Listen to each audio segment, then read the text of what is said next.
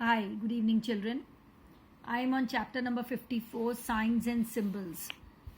This is a very, very important chapter, and there are certain symbols and signs on this page which are really brought into use in day-to-day lives of ours, and we must understand what these denote, right?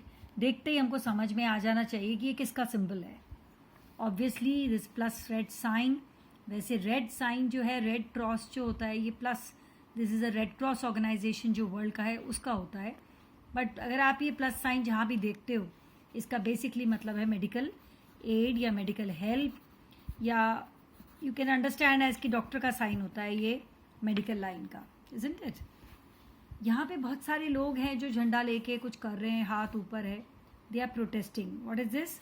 Protest करना, किसी भी बात के खिलाफ अपनी आवाज़ उठाना, peaceful protest करना. ठीक है, मतलब ये कोई वायलेंस नहीं कर रहे हैं, बट इकट्ठा होके प्रोटेस्ट कर रहे हैं.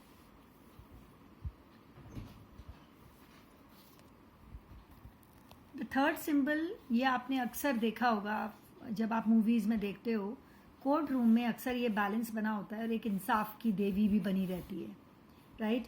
ये बैलेंस क्या है? ये बैलेंस वहाँ जो दो पार्टीज जो झगड़ा कर रही हैं उन दोनों के बीच में भी बैलेंस होना चाहिए. किसी का इंटरेस्ट हैम्पर नहीं होना चाहिए और दोनों में से किसी के साथ इनजस्टिस नहीं होना चाहिए. So there are two types of balances we are talking about. These are scales of justice. एक तो होता है कि इंडिविजुअल और जो सोसाइटी है उन दोनों में उनकी नीड्स में बैलेंस होना चाहिए. सोसाइटी क्या चाहती है? Piece.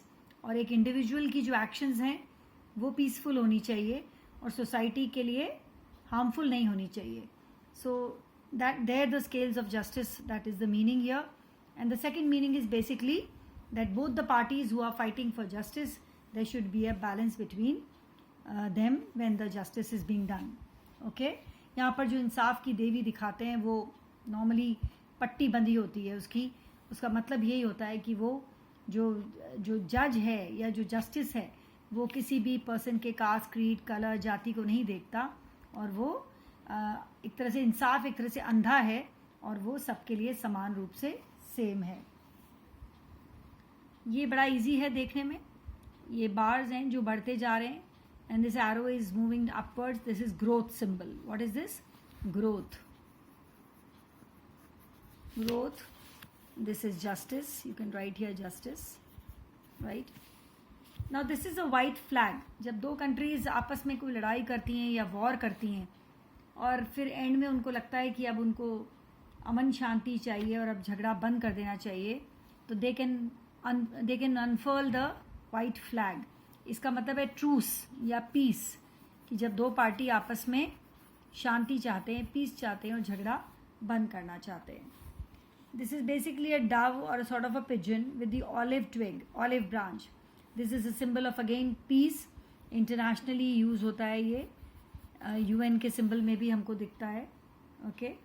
This is reduce, recycle, reuse. हमारी धरती पर जितने रिसोर्सेज हैं हमको उनको बहुत ध्यान से काम में लेना चाहिए. अगर हम रिसोर्सेज को ख़त्म करते जाएंगे तो आने वाले टाइम में जो लोग होंगे उनको रिसोर्सेज मिलेंगे ही नहीं.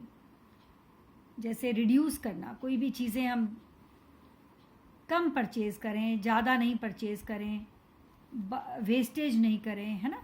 और रिड्यूस के बाद हम कुछ चीज़ों को रीयूज़ भी कर सकते हैं. हमें हर चीज़ के लिए थोड़ा सा ख़राब होते ही उस चीज़ को फेंकना नहीं चाहिए, उसको रीयूज़ कर सकते हो. Suppose we talk of a paper, we can reuse it in some other form.